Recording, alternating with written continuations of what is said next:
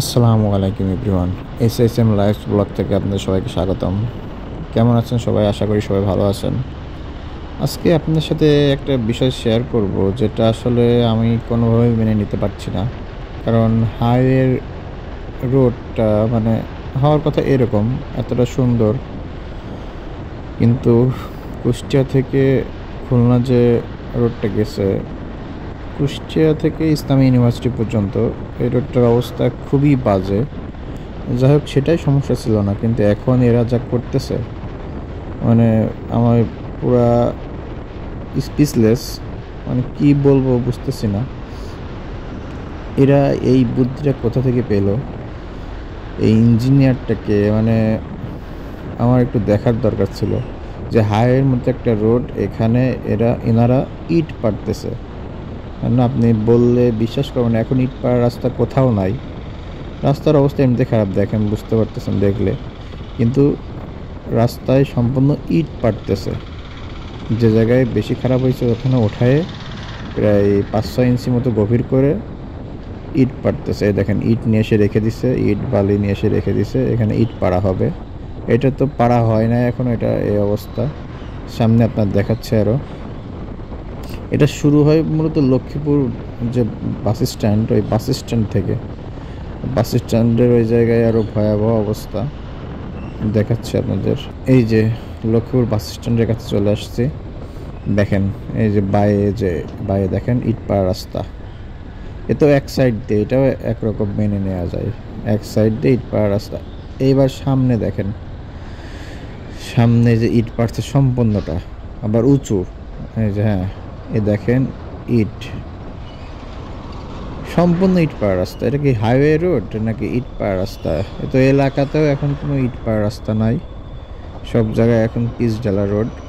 কিন্তু এদের মাথায় কি কাজ করতেছে আল্লাহ ভালো জানে। আর এই ইটের উপরে প্রচুর পরিমাণে বালি, বালির ট্রাক গেলেও বালি, আবার এনারা নিজেরাও ইট পাড়ার পরে বালি দিছে। দেখেন, এই সাইডে গর্ত করে রাখছে। এই যে এখান থেকে দেখেন প্রায় 5-6 ইঞ্চি মতো গর্ত মেন রাস্তা থেকে। ওই যে ইটগুলো নিয়ে আসে রাখছে, ইটগুলো আবার এখানেও পারবে সম্পূর্ণটা, যতটুকু রাস্তা ঘুরছে আর কি। কিছু বলার নেই আসলে, এদের দেখার কেউ নাই নাকি এটা উপর মহল থেকেই হচ্ছে, আল্লাহ ভালো জানে। দেখেন সামনে কি পরিমাণে ধুলা। এই ইট পাড়া রাস্তার উপরে আবার দিছে বালি, চাকা স্লিপ করতেছে। দেখেন, এটা ইট পাড়া, উপরে বালি, নিচে ইট। এই যে এই সাইডে রাখছে, ডান সাইডে দেখেন কত ইট নিয়ে এসে রাখছে, আবার ওই সাইডেও পারবে। আমাদের আসলে কারোর কোনো মাথা ব্যথা নেই, কিন্তু আমাদের কষ্ট হয়। বাইকটা তো নিজের টাকায় কেনা, বা গাড়িটা নিজের টাকায় কেনা। যারা নিজের টাকার গাড়ি চড়ে তারা বুঝতে পারে যে গাড়িটার ক্ষতি হচ্ছে। বড় রেসার কয়দিন থাকবে এইভাবে এই রাস্তায়? এই যে আবার দেখছেন, আবার এখান থেকে শুরু। এইটা নাই মেনে নিলাম, এইটুকু হলো। ক্যাম্পাসের মতো জায়গায় ক্যাম্পাসের সামনে এনারা ইট পাড়া শুরু করবে, ওখানে কেউ কিছু বলতেছে না। ক্যাম্পাসের স্টুডেন্টদের অন্তত কিছু বলা উচিত ছিল, কারণ একটা ইউনিভার্সিটি, এটা পাবলিক ইউনিভার্সিটি, তার সামনে শুরু করছে। আর এখানে এদের কলার হাটের কথা তো কিছু বললামই না। কলার হাট যেদিন থাকে, এদের বাংলাদেশের সবচেয়ে বড় কলার হাট এটা, ঠিক আছে, বাট রাস্তা সম্পূর্ণ এক সাইড ব্লক করে দেয়, রাস্তার উপরেই কলার হাট। এই যে সামনে কলার হাট, মধুপুর, এটা মধুপুর কলার হাট, এটা বাংলাদেশের সর্ববৃহৎ কলার হাট। সেটা ব্যাপার না, ব্যাপারটা হলো এটা রাস্তা, এখানে 2 লেনের রাস্তা, মাঝখানে ডিভাইডার করা, এইটুকু জায়গা। দেখেন ওই সাইডটা সম্পূর্ণ কলার হাট, ওখানে গাড়ি ঢোকার কোনো ওয়েই নাই। গাড়ি দুইটা এক সাইড থেকে যাওয়া আসা করতেছে। এদের বলার কিছু নাই, কেউ নাই এদের বলার। মাঝে মাঝে দেখি যে পুলিশ আসে, চলে যায়, সরে যায়, আবার শুরু হয়ে যায়। যাক, মেন টপিক ওইটা না, মেন টপিক ইটপাড়া রাস্তা। এই যে ক্যাম্পাসের কাছাকাছি চলে আসছি, ডাইনে ক্যাম্পাসের এরিয়া শুরু। এখানকার রাস্তাও বাদ যায় না ইট পাড়তে, মানে পূর্ব প্রস্তুতি নিয়ে রাখছে, ইট পারবে আর কি। মানে এখানকার পিসগুলো উঠাইছে, উঠাইয়ে মানে উল্টে রেখে রেখে এটার উপর আবার মানে রোলার করছে। রোলার করলে কি ওইটা সমান হয় নাকি?